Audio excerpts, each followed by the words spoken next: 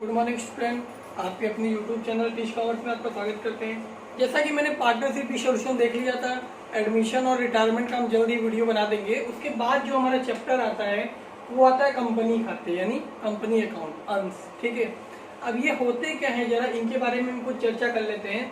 अगर आपको एसएम कोपला का कोई भी न्यूमेरिकल पूछना हो दिस सॉल्यूशन से तो आप कमेंट बॉक्स में कमेंट कर सकते हैं। वैसे हम क्वेश्चन अपलोड करते रहेंगे, बट ये थ्योरी भी आ गया तो सोचे कि इसको भी थोड़ा करते हुए चले ताकि आप लोग का बोर्ड का तैयारी होता रहे। ठीक है, तो आइए हम पढ़ते हैं कंपनी खाते अंश अर्थात कंपनी अकाउंट। शेयर क्या होता है? शेयर जानने से पहले हमको किसको जानना पड़ेगा? कंपनी क्या होती है, कंपनी कैसी होती है, क्या प्रोसेस करती है, ध्यान दीजिएगा। तो सबसे पहले मैंने कंपनी का अर्थ लिखा है, ये हम आपको पढ़ के बता दे रहे हैं, ध्यान दीजिएगा, फिर उसके बारे में बताएंगे।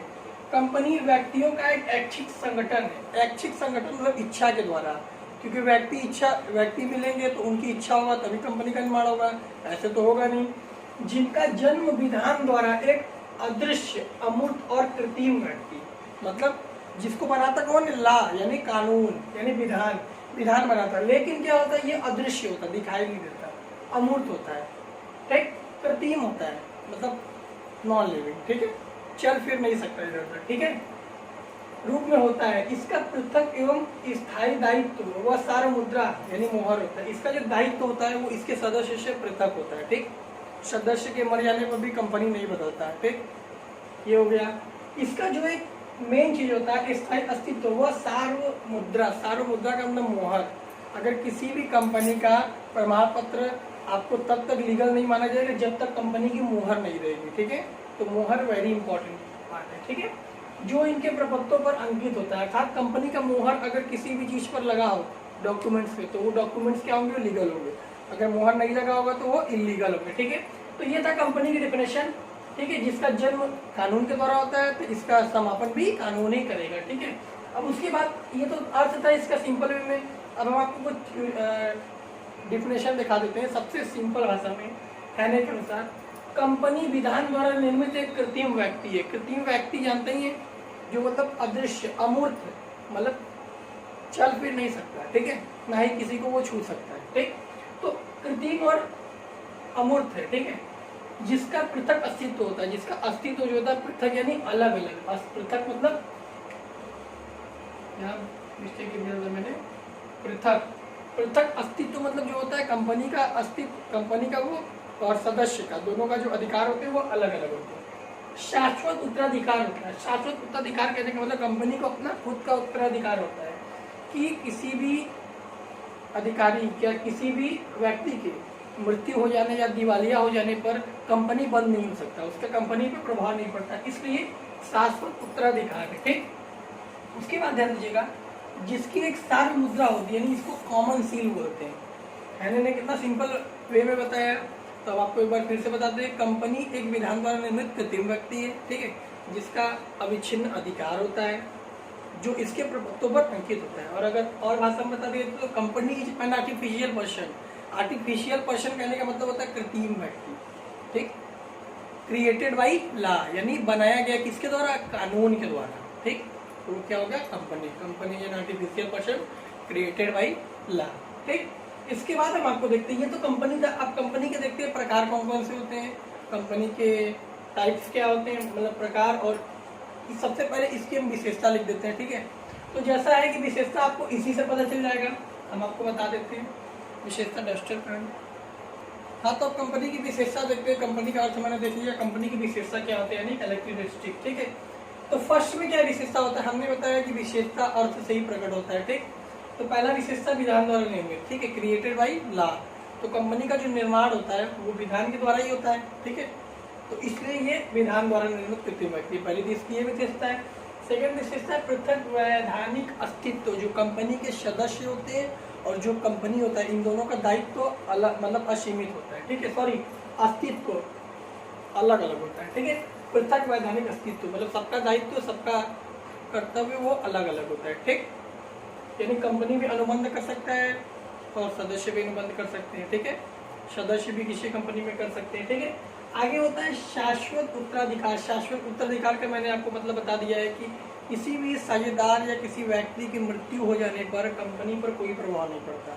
क्योंकि कंपनी का अपना ही शाश्वत उत्तराधिकार होता है। ठीक, उसके बाद आता है आपका सीमित दायित्व। जो कंपनी के लायबिलिटीज होते हैं वो एकदम सीमित होते हैं कंपनी का दायित्व। ठीक है, उसके बाद करने का मतलब होता है कि सार्व मुद्रा, कंपनी सार्व मुद्रा यानी हमने बता दिया आपको मुहर या मुहर बोलते हैं उसको। ठीक है, मुहर आप देख सकते हैं, उसमें मिस्टेक होती है। ठीक है, सार्व मुद्रा का मतलब मुहर, कंपनी का एक मुहर होता है। ठीक, क्योंकि बिना मुहर के तो कंपनी काम नहीं करेगा। ठीक है, क्योंकि कंपनी का जो मेन प्रमाण पत्र मिलता है जो है वो मुहर के द्वारा ही।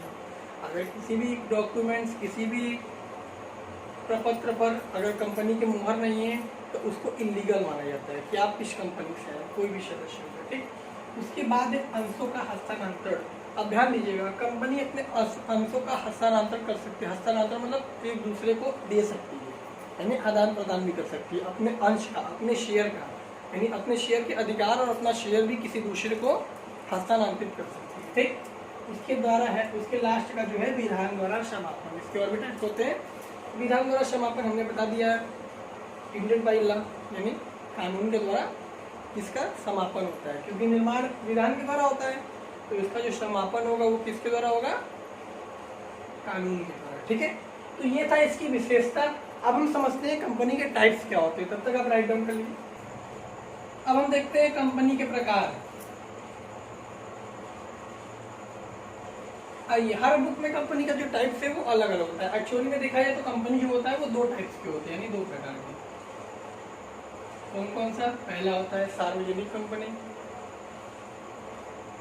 सार्वजनिक कंपनी। दूसरा होता है पब्लिक कंपनी, सॉरी निजी कंपनी। तो सार्वजनिक कंपनी को पब्लिक बोलते हैं। ठीक है, पब्लिक कंपनी, और निजी कंपनी को प्राइवेट।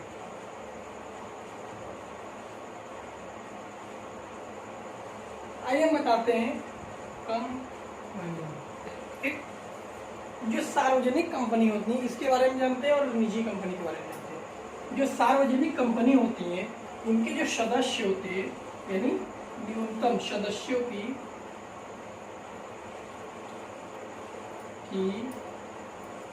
न्यूनतम संख्या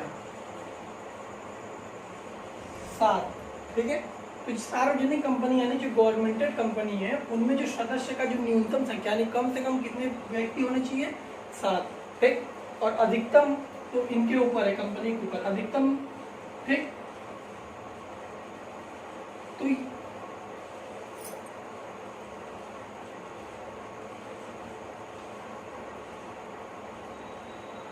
जितना चाहे। ठीक, मिनिमम 7 होती है, अधिकतम कंपनी जितना चाहे उतने सदस्यों को रख सकती है। ठीक है, लेकिन जो निजी कंपनी है, प्राइवेट कंपनी है, उसका कुछ टर्म्स है। उसका टर्म्स क्या है, ध्यान दीजिएगा। जो निजी कंपनी है वे कम से कम, यानी कम से कम 2 अधिक से अधिक 200 वर्तमान व भूतपूर्व कर्मचारी को छोड़कर। ध्यान दीजिएगा, जो निजी कंपनी होती है उसकी न्यूनतम सदस्यों की न्यूनतम संख्या 2 होती है, अधिकतम संख्या 200। लेकिन वर्तमान और भूतपूर्व कर्मचारी को छोड़कर, यानी जो पहले से कर्मचारी काम कर रहे होंगे और जो अब आए होंगे, ठीक है, उन लोग को छोड़कर 200 सदस्य होने चाहिए। ठीक, तो वो निजी कंपनी कहलाएगा, नहीं तो नहीं। सार्वजनिक कंपनी तो मैंने बता दिया, न्यूनतम संख्या 7 होती है, अधिकतम संख्या, ठीक है, जितना चाहे कंपनी उतना कर सकती है। ठीक, तो ये था पब्लिक कंपनी है, निजी कंपनी। ठीक है, अब इसके बाद हम जानते हैं अंश के बारे में। ठीक है, आइए अंश क्या होता है, फिर अंश के बारे में चर्चा करते हैं। आइए अंश समझते हैं, शेयर क्या होता है। ठीक, ध्यान दीजिएगा, अंश क्या होता है, पार्ट्स ऑफ अ कैपिटल, यानी पूंजी का हिस्सा। ठीक, parts of capital. Parts of capital कहने का मतलब होता है कि यदि पूंजी है, पूंजी को अगर हम बांट दिया जाए तो जो बांटा हुआ हिस्सा होगा वो आपका क्या कहलाएगा, शेयर, ठीक, अंश कहलाएगा, ठीक। सपोज दैट मान लीजिए एक कंपनी की पूंजी 1 लाख रुपए है और इसे 10-10 के हिस्सों में बांटा गया है, ठीक, 10-10 के हिस्सों में, जो 10 के हिस्सों में 10 हिस्सा बांटा गया है, ठीक है। तो जो 10,000 रुपये आएगा वो क्या कहलाएगा, आपका अंश, ठीक। कैसे अंश, क्योंकि ये कैपिटल है, कैपिटल का ही पार्ट है।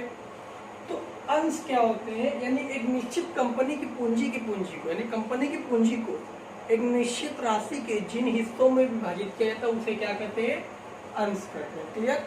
आप इसको शॉर्ट फॉर्म में भी समझ सकते हैं, पार्ट्स ऑफ कैपिटल, यानी पूंजी का हिस्सा जो होता है उसे अंश कहते हैं, ठीक। क्लियर हो गया। अब जो अंश होते हैं उनके टाइप्स होते हैं, ठीक है। अंश जो होते हैं वो 2 प्रकार के होते हैं, ठीक है, ध्यान दीजिएगा। अंश जो होते हैं वो 2 प्रकार के होते हैं। फर्स्ट में होता है आपका क्षमता अंश, सेकंड में होता है पूर्वाधिकार। पूर्वाधिकार अंश, ठीक है, क्षमता अंश और पूर्वाधिकार अंश। क्षमता अंश क्या आते हैं, ध्यान दीजिएगा। जो क्षमता अंश होते हैं इनको समान अंश भी कहते हैं, समान अंश यानी इक्विटी शेयर, ठीक है। क्षमता अंश वे अंश होते हैं जो पूर्वाधिकार अंश नहीं होते हैं, ठीक है, सिंपल वे में। यानी पूर्वाधिकार अंश कुछ होते होंगे तभी तो क्षमता अंश नहीं है। तो क्षमता अंश यानी क्षमता अंश को समान अंश भी कहते हैं, ठीक है। इनका जो ये जो होता है पूर्वाधिकार अंश के बाद इसका नंबर आता है, ठीक। अगर हम आपको देखा जाए तो जो पूर्वाधिकार अंश होते हैं, ठीक है, पूर्वाधिकार अंश, नामी पूर्वाधिकार यानी पूर्व कम, मतलब इस शेयर को पूर्व 2 अधिकार प्राप्त होते हैं, पूर्वाधिकार, ठीक। पूर्व 2 अधिकार प्राप्त होते हैं, कौन कौन से।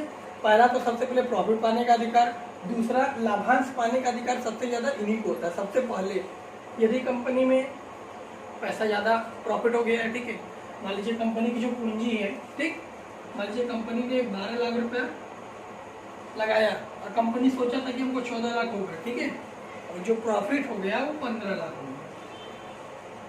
अब जरा बताइए 12 लाख कंपनी ने इन्वेस्ट किया, 14 लाख उन्होंने कमाया, 14 लाख सोचा था प्रॉफिट होगा, लेकिन लक बाई चांस 15 लाख हो गया। जो 1 लाख एक्स्ट्रा आया है उसको पूर्वाधिकार अंशधारियों को पहले क्या बांटा जाएगा, प्रॉफिट, मतलब प्रॉफिट तो बांटा जाएगा, डिविडेंड, ठीक, लाभांश जिसको बोलते हैं। एक टॉपिक यहाँ ये भी फंसा सकता है कि लाभांश होता क्या है। लाभांश जो होता है, डिविडेंड, इसको बोलते हैं पार्ट्स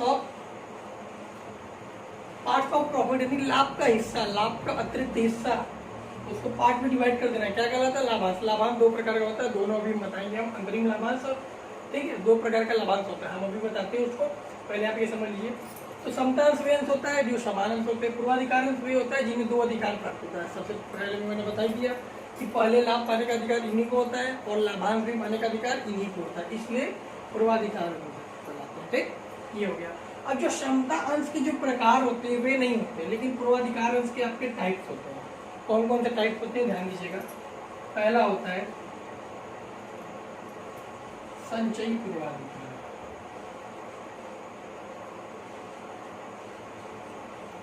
यानी इसको बोला जाए तो रिजर्व प्रेफरेंस शेयर भी बोलते हैं। संचय का मतलब क्या होता है, संचय करना, ठीक, संचय करना न हुआ। तो संचय करने का मतलब होता है कि यदि कंपनी अपने सदस्यों को किसी साल प्रॉफिट नहीं दे पाती है तो कंपनी क्या करती है, पहले से ही कुछ पैसा संचय करके रखी रहती है, यानी जितना एक्स्ट्रा प्रॉफिट होता है कंपनी को तो कुछ पैसे को वो बचा कर रखी रहती है, ठीक, जिसके कारण अगर किसी वर्ष हम पैसा न दे पाए अंशधारियों को तो उस रिफंड जो रिजर्व है उस रिजर्व से उस अंशधारियों को पेमेंट कर दे, ठीक।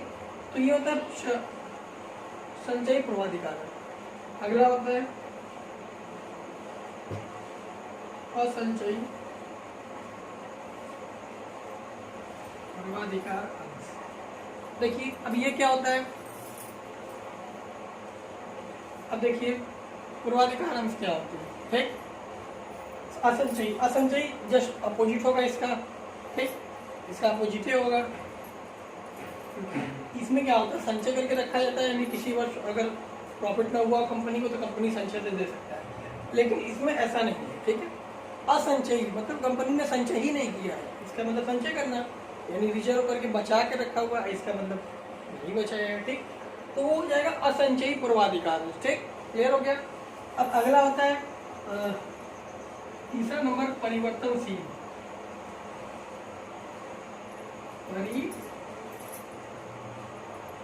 तो परिवर्तनशील होता है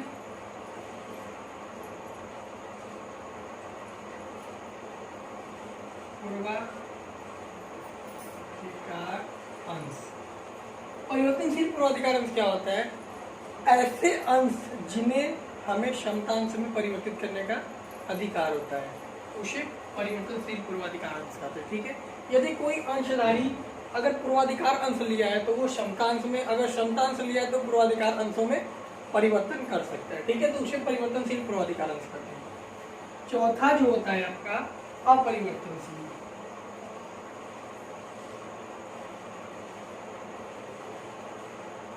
अपरिवर्तनशील पूर्वाधिकार अंश, ठीक। अपरिवर्तनशील पूर्वाधिकार अंश क्या होता है? जस्ट अपोजिट, यानी जिन अंशों को एक निश्चित समय के लिए परिवर्तित नहीं किया जाता उन्हें अपूर्वाधिकार अंश कहते हैं। सॉरी, अपरिवर्तनशील। अपरिवर्तनशील क्या होता है? जिसमें एक निश्चित समय के अनुसार हमको अंश को परिवर्तन करने का अधिकार होता है, यानी एक निश्चित समय देता है कंपनी कि आप इतने समय में आप अपने शेयर को चेंज कर सकते हैं, ठीक। तो ये हो गया। अब चौथा हो गया। अब इसके बाद पांचवा जो होता है, पांचवा होता है आपका भागयुक्त। भागयुक्त पूर्वाधिकार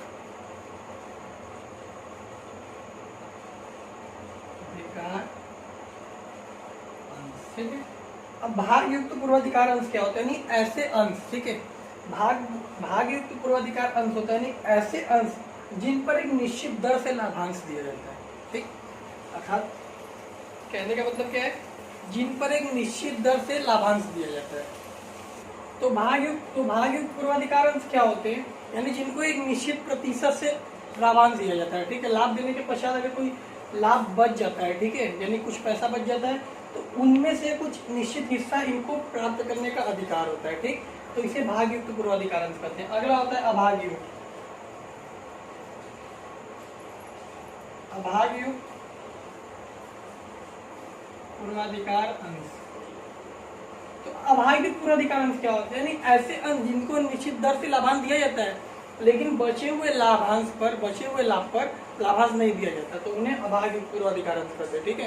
यानी जिनको बचे हुए लाभ पर एक निश्चित दर से लाभांश दिया जाता है उन्हें भागयुक्त, और जिनको एक निश्चित दर से लाभांश बचे हुए पर नहीं दिया जाता उन्हें अभागयुक्त पूर्वाधिकार अंश कहते हैं, ठीक है। आज तक के लिए इतना ही। कल हम आपको बताएंगे अंश पूंजी के प्रकार बताएंगे, ठीक है। अंश पूंजी के प्रकार क्या होते हैं, और कल से हम न्यूमेरिकल चालू करेंगे एस एम शुक्ला का। Thank you. अगर आपको वीडियो अच्छा लगे तो लाइक कीजिएगा, अधिक से अधिक इसको शेयर कीजिएगा।